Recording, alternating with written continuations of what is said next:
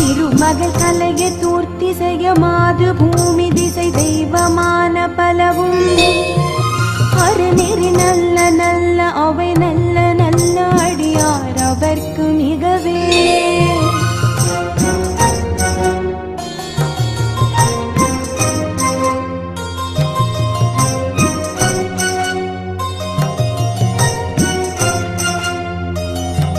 மதிநுதல் மங்கையோடு வட ஆள்கிருந்து மறை ஓதும் எங்கள் பரமன்